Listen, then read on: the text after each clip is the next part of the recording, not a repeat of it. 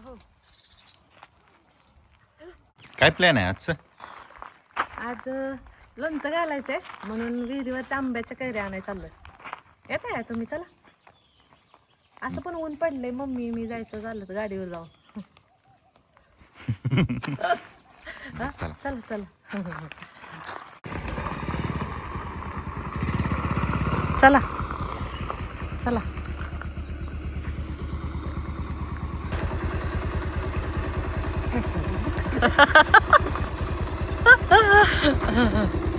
थांबा आम्हाला बसू द्या आधी.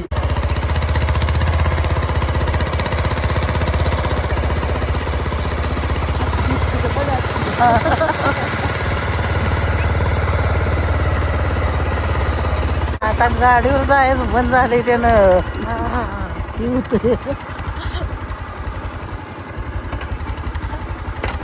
येतच बा.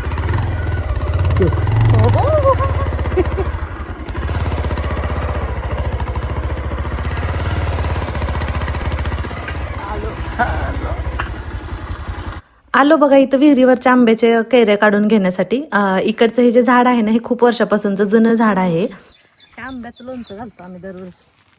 नाही तसं तर लोणच्यासाठीचा आंबा स्पेशल असतो वेगळा, पण आम्ही घरच्या आंब्याचाच घालतो. लोणच्याचा आंबा दुसरा असतो.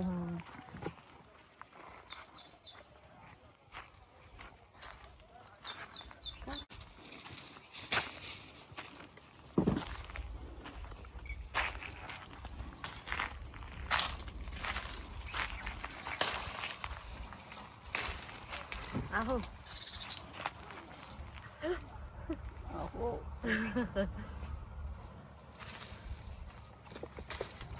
इथे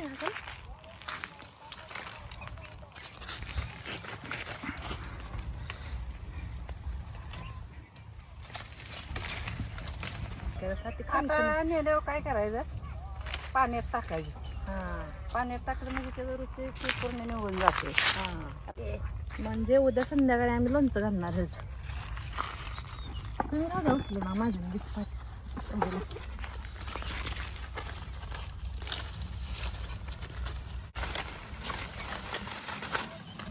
बरीच माशांना चपाती आणायची ती राहिली जाऊ. हो का? कसं आहे, छान आहे ना? मग काय आंबे आंबे का हे वा. तुम्ही बऱ्याच वेळा म्हणता ना आत्तींना बोलू देत जावा व्हिडिओ मध्ये. आज बोलतेत ऐका.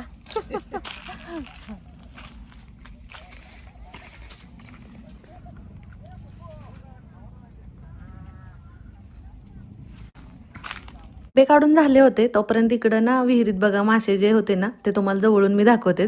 पण मी आणि आत्ती इकडं झाडाखाली ना सावलीला बसलो होतो तोपर्यंत आहोनी इथलं शूट घेतलं होतं. म्हणजे ऊनच इतकं पडलं होतं ना, असं वाटायचं थंडगार सावलीला बसूया म्हणून आपलं जरा थोडंसं साईडला वरती आम्ही बसलो होतो. म्हणजे काळजी घेऊनच बरं का. म्हणजे इथून थोडंसं घसरटी आहे पण थोडीशी खाली आहे.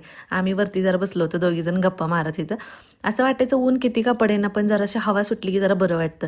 आता इथं बघा हे विहिरीतले मासे आहेत. मी नेहमीच तुम्हाला शेततळ्यातले मासे दाखवते. तर हे बघा आज पाणी पण स्वच्छ होतं. कचरा जो काय पालापाचोळा होता एका साईडवरती गेला होता त्याच्यामुळे मासे ना असे एकदम क्लिअर दिसत होते. पाणी एकदम स्वच्छ आणि एकदम निखळ दिसत होतं. तर हे बघा इथं भरपूर आहेत मासे. इथं पण एवढे काढलेत म्हणलं एक 5 किलोचं घालावं म्हणत होतं लोणचं. म्हणजे आता दरवर्षी तेवढंच घालतो 5-10 किलो होईल तेवढं. चला आता घरी जाऊन स्वच्छ पाण्यात आता टाकतो. उद्याच्याला फोडायचे डायरेक्ट.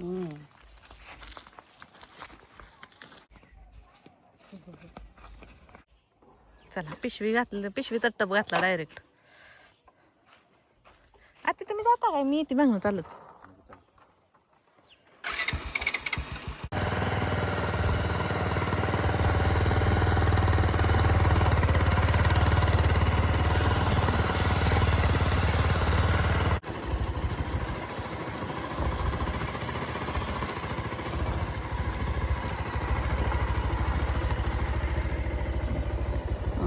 आलो आता घरी.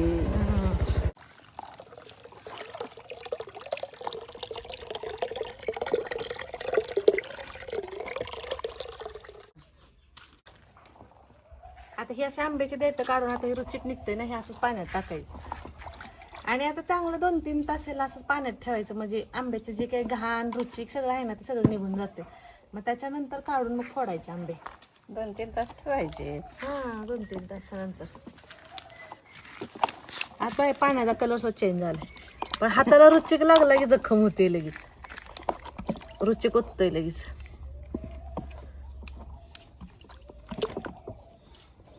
थांब आधी.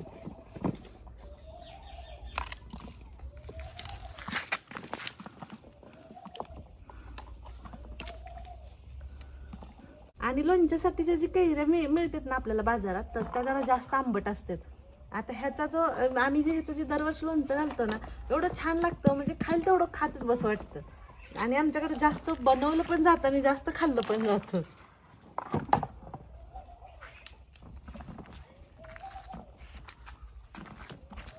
बघा ही ऊन कसलं पडलंय, असं की डोळ्याला त्रास होतो बाहेर बघितलं तरी. कसं लोकांनी मळ्यात कामं करत असतील. मळ्यात कामं करताना घाट होतं येऊन नुसतं ढेकळाची रानं असते ते, त्यातनं कुठं कापूस लाव, असं ककडे लाव, मग काय तुम्ही आणि त्यातनं पुन्हा एवढं उगवून यायचं. आणि तसल्याला मग पुन्हा गवत असलं का खुरपायचं. काय उंची लागतं पोळायचं. आणि ढेकळाचं रान असलं तर माती कसली फुलते पायाला. पळतं चप्पल म्हणून असं साईडला पाय जाऊन भाजून निवस होते. असं बघितलं का ती झळया अशा तारा ही झाल्यावर होती त्या. जाणवत होतं. एवढं तरी गेल्या वर्षी म्हणजे उन्हाळा जाणवला नाही, पावसाच चालू होता त्याच्यामुळे. पण आता ह्या वर्षी इतका उन्हाळा आहे ना, असं वाटतं घरातनं बाहेरच पडू वाटत नाही. लय गरम पण होतं बेकार. हालत लय खराब आहे यावर्षी. किती टेम्परेचर 42-43 रोजचं आहे, चालूच आहे रोज. असं वाटतं आता बघा झाडाची फांदी सुद्धा हलत नाही, म्हणजे असं थोडी सुद्धा हवा सुद्धा नाही. जरा हवा असली आणि ऊन असलं तरी पण काय जाणवत नाही. आणि हवा बी कशी होते, घरातली लाईट गेलेली असते का बाहेरची हवा सुद्धा बंद होते. हा तेवढं आहे. लाईट गेली म्हणून बाहेरून बसावं म्हणलं सावलीला तर हवाच लागत नाही. आणि जेव्हापासून गॅसचा प्रॉब्लेम चालू झालाय ना, तेव्हापासून ना लोड शेडिंग चालू झाले आमच्याकडे जास्त. म्हणजे लाईट लई कमी असते. आता तुम्हाला सांगायचं म्हणलं तर ना, सकाळी 10:30ला लाईट जाते, ती संध्याकाळी ना 7:30-8:30 वाजता येते लाईट. म्हणजे 5 वाजता 1 तासभर सोडते ती, पण लगेच बंद होते. असं वाटतं दिवसभर बिना लाईटचं जास्त असते. इन्व्हर्टरवर चार्जिंग राहत नाही. असं वाटतं लाईटवर म्हणजे इंडक्शन चालू करून काय थोडाफार स्वयंपाक वगैरे बनवायचं म्हणलं तरी पण लाईट घालवलेली असते. आणि 1 आठवडा सकाळी लाईट असते स्वयंपाक करायच्या टायमिंगमध्ये, 1 आठवडा नसते. असं असतं. स्वयंपाक झाल्यावर येते 9-9:30 वाजता लाईट येते. काय करायचं तर गॅसपाशी शिजून निघते पूर्ण. काय घे नाही आत्ती. मला तर घाम पुसून चक्कर येते.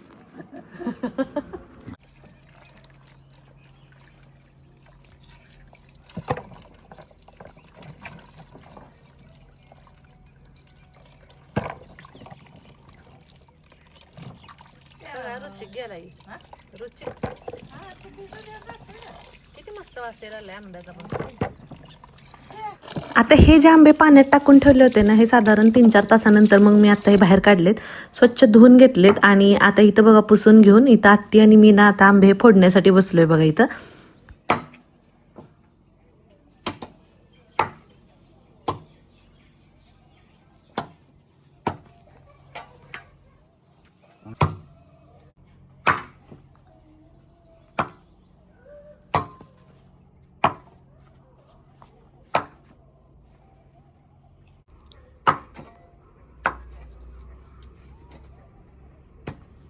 आता ना हे सगळे आंबे रात्रीच फोडून ठेवले आणि असे हे दोन्ही ठिक्यावरती ना असे पसरून ठेवले होते रात्रभर.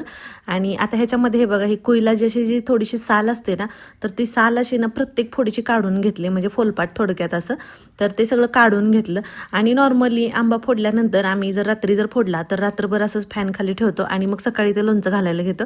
कारण फोडल्या जर आंबा घेतला ना लगेच लोणचं घालायला तर ते लोणचं खराब होतं. अगोदर तसं पण करून बघितले. मग आता बरीच वर्ष झालं तर आम्ही असं करतो. तर चला आता इथं बघा मी सुहानाचा ना जो लोणच्याचा मसाला आहे हा इथं वापरते बघा मी इथं. तुम्हाला ऑनलाईन भेटून जाईल, मी सुद्धा ऑनलाईनच मागवले आणि दरवर्षी हाच मसाला वापरते. इथं मोहरी आहे बारीक केलेली, तेल कडकडीत गरम करून थोडंसं कोमट केलं होतं आणि चवीपुरतं लागेल एवढं मी मीठ घेतले. आता हे अर्धा किलोचं पॅक आहे बरं का, एक अर्धा किलोचं. तर असं नाही तर मी आता 4 किलोचा मसाला हा घेते इथं. तर एका पाटीमध्ये ही सगळी पॅकेट्स मधला जो मसाला आहे ना तो मी बाजूला काढून घेते इथं.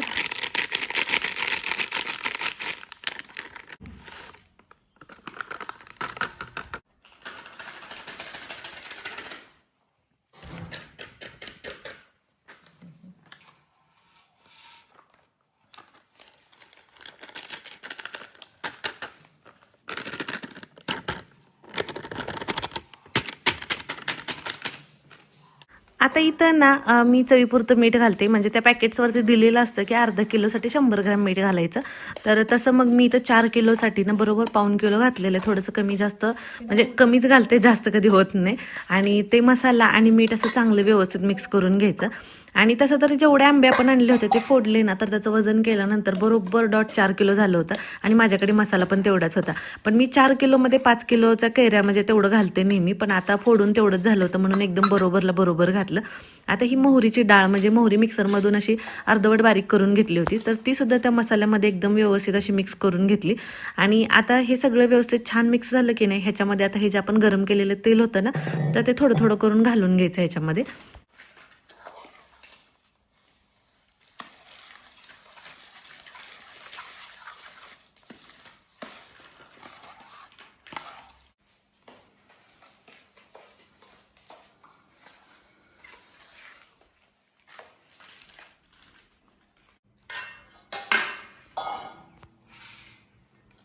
आता ह्या ज्या फोडी आहेत ना ह्या थोड्या थोड्या करून ना ह्या पाटीमध्ये जे आपण सगळं मसाला जो एकत्र केला त्याच्यामध्ये थोडं थोडं करून असं व्यवस्थित मिक्स करून कालवून घ्यायचं. म्हणजे सगळ्या फोडींना व्यवस्थित मसाला लागला पाहिजे. आता जास्त घट्ट जर असेल ना तर त्याच्यामध्ये आणखीन तेल घालायचं, कारण घट्ट मसाला कुठेतरी एका साईडलाच लागतो. म्हणून मग मी परत आणखीन थोडंसं त्याच्यामध्ये तेल ॲड केलं आणि आता ह्या आत्ती तर फोडी टाकतात बघा आणि मी व्यवस्थित मिक्स करून काढते. आता लोणच्याची जी भरणी होती चिनी मातीची तर त्याच्यामध्येच मी आता हे सगळं घालून घेते.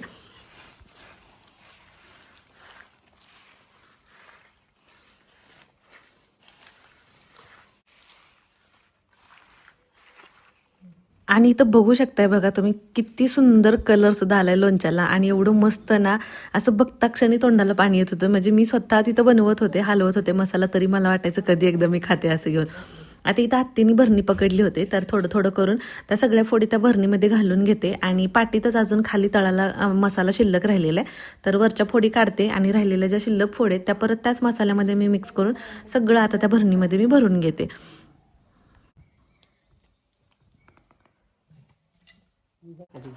आणि इथं बघा पाटीमध्ये हे बघा खाली अजून मसाला बाकी शिल्लक आहे. म्हणजे जेवढा आपण मसाला केला होता तेवढा त्या फोडींसाठी सगळ्याला एकदम व्यवस्थित पुरेल एवढा आहे.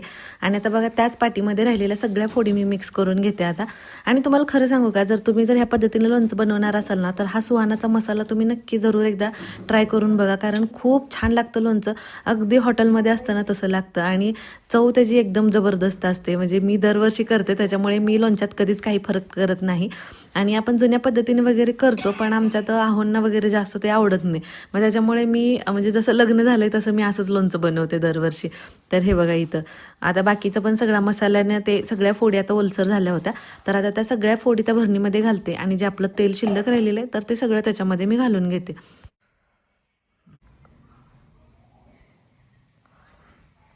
आता ह्याच्यामध्ये हे जे तेल ओततोय ना हे गरम करून थंड केले आणि आता हे लोणच्याच्या वरपर्यंत ठेवायचं. म्हणजे वर्षभर लोणचं आपलं चांगलं राहतं आणि खराब होत नाही. काय करू होतं सगळं. हो आता की साईडनं बसते जाते सगळं. म्हणजे कायम आम्ही लोणचं घालतो ना तर लोणच्याच्या फोडीच्या वर साधारण एवढं तेल असतं कायम. बसलं सगळं. वरचा मसाला थोडा खाली गेला, एकदम छान आणि मस्त चटपटीत झाले. असं काही कमी नाही आणि जास्त नाही आहे ना ते. असं तर आता हात बघून सुद्धा मला वाटतं चपातीला पुसून खावावं का काय. सगळा मसाला लागलाय. चला मग कसा वाटलं तुम्हाला आजचा आपला लोणच्याचा ब्लॉग मला नक्की कमेंट करून सांगा. आणि व्हिडिओ आवडला तर लाईक करा, शेअर करा आणि चॅनलला सबस्क्राईब करा. चला भेटू परत. Bye bye.